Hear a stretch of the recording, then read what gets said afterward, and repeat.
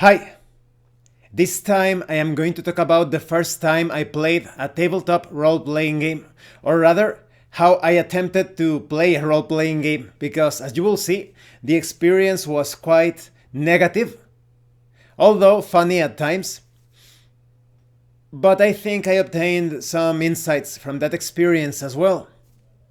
I did mention some of these details in another video several years back, but I just mentioned those details in a very loose way, like with not really getting into the depth of things. So in this video, I want to talk a bit more about that first experience attempting to play a tabletop RPG. I have mentioned this before, but I only knew about tabletop role-playing games because of Advanced Hero Quest. I didn't know anything about role-playing games. I already had a certain foundation when it comes to the game aspect because I played computer games, video games, etc. Your typical choose your own adventure or choose your own path books. So I kind of had the idea of how things worked, more or less. And when I played Advanced Hero Quest, then I started to get a greater notion that there was something else out there. I was looking everywhere because this is early 90s. I was perhaps 12 or 13 years old. So I was looking for information, everywhere, sorry. I even went to a library, somewhat like a library that had a lot of niche stuff, a lot of niche magazines and all of that. And I saw this magazine, White Dwarf. This is my first White Dwarf, and perhaps my first, yes, my first game magazine. As you can see, it's all quite ruined because I used to take this everywhere. In school, I used to put it in my backpack and I was constantly reading it, fascinated by the contents. Let me see if I can get it into focus. It's the Spanish version, as you can see. White Dwarf. And it was imported from Spain. So here you had the Elder, and it says here, refuerzos para los altos elfos, reinforcements for the high elves. And it didn't contain anything about role-playing games. I was hoping that perhaps it would contain some details about Warhammer Fantasy role-playing, but the closest thing to that was the version of Hero Quest from that time. And I thought, well, this is quite similar to Advanced Hero Quest. It was Warhammer Quest, yes. So I thought it was quite similar to Advanced Hero Quest. And I couldn't find useful information about how to get into tabletop role-playing games. But I kept seeing these ads in magazines like, or in comic books. I had this comic book, I don't remember the number. It was a Captain America comic book where he fought against Crossbones.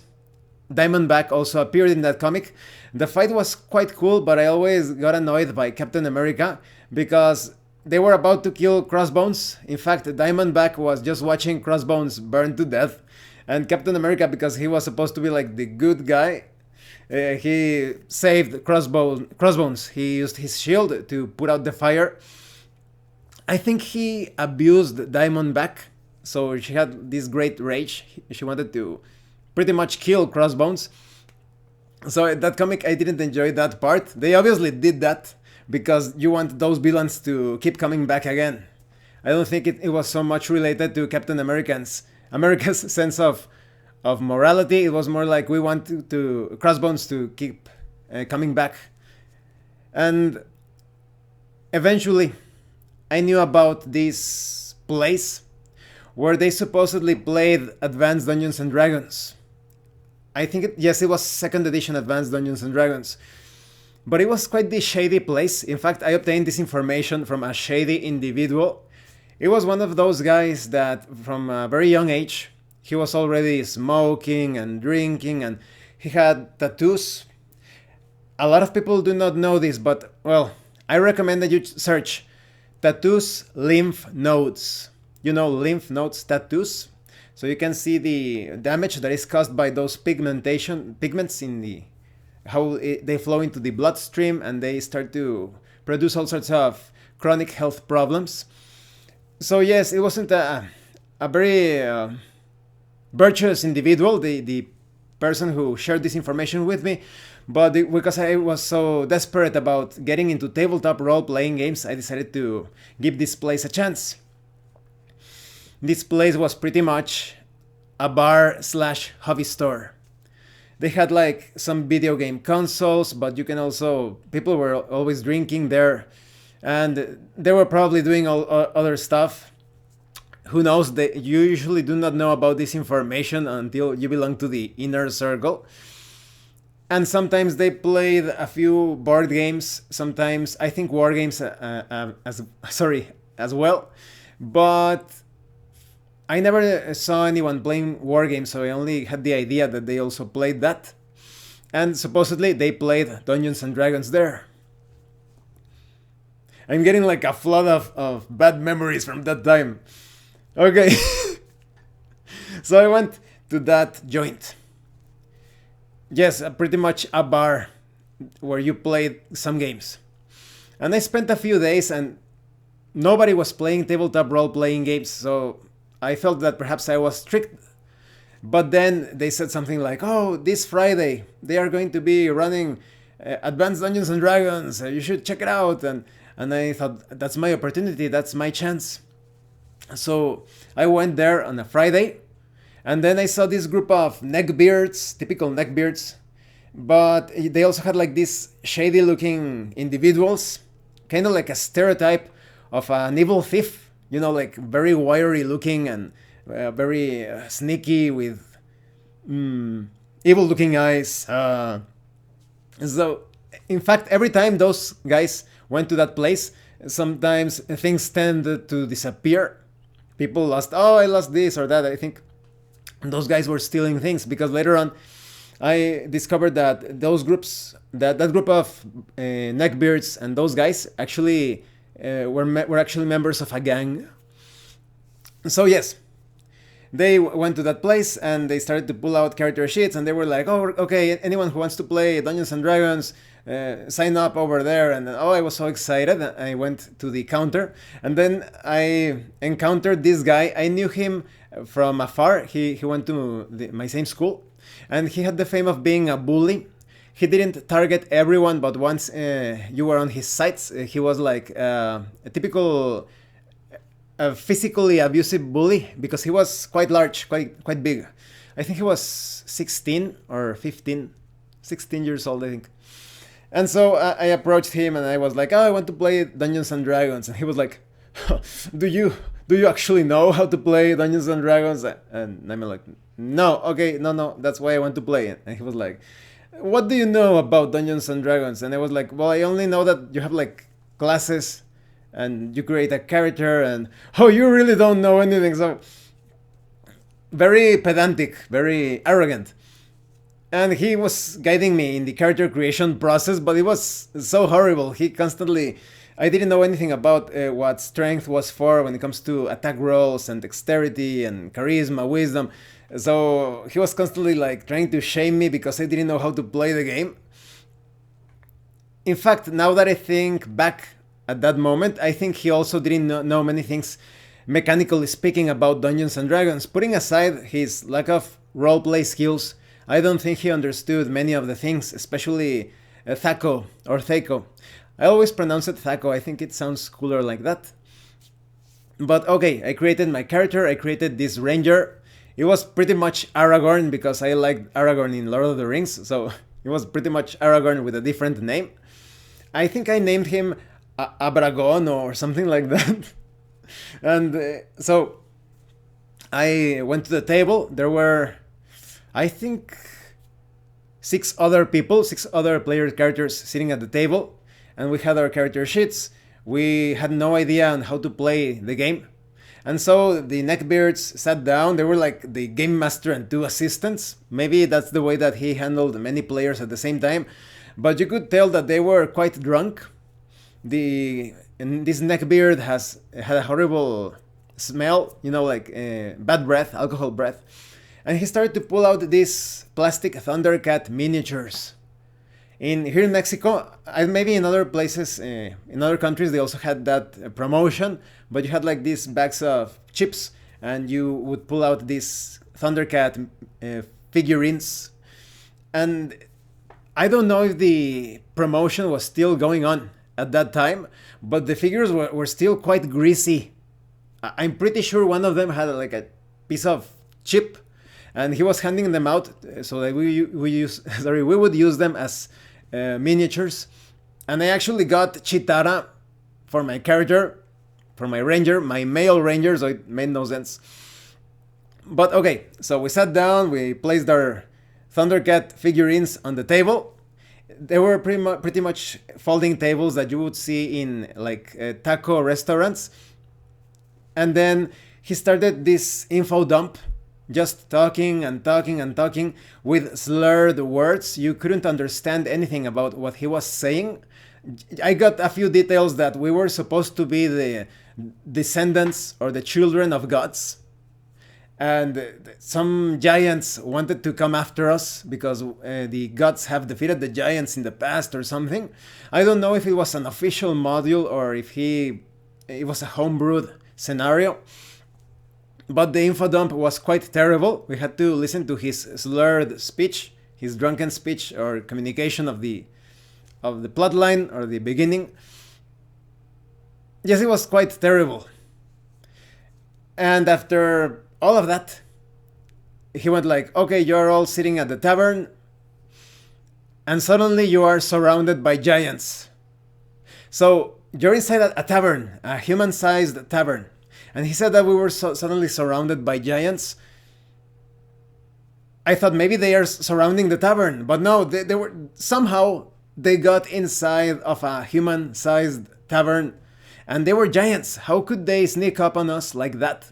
A giant is not exactly sneaky. He is huge, and he makes a lot of noise when he walks around. So it was quite nonsensical. But I was more focused on learning how to play, so I think I didn't pay too much attention to that contradiction. The giants were represented by these wooden blocks. I don't know if it were Jenga blocks, they kind of look like that. And he had a Tecate beer can, you know, the Tecate beer. He had this can representing like the chief of the giants.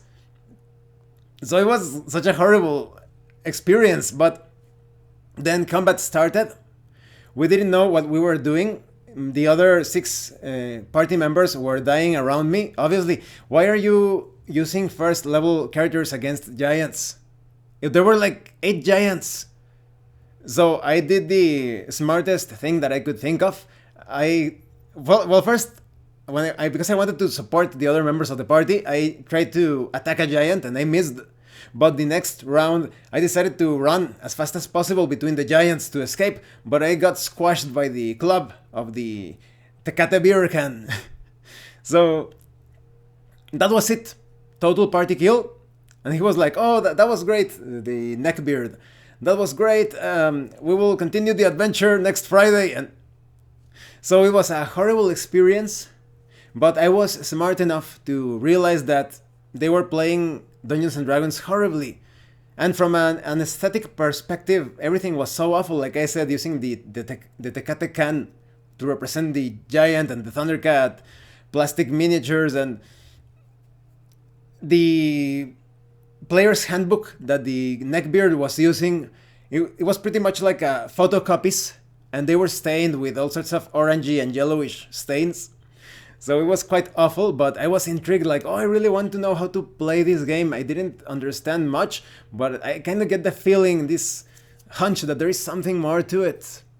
Oh, and by the way, we actually didn't roleplay at all, because like I said, we had this info dump, and everyone was like, oh, I want to attack that giant over there. I want to, but they weren't describing anything. They weren't narrating their actions properly. They were asking questions as well.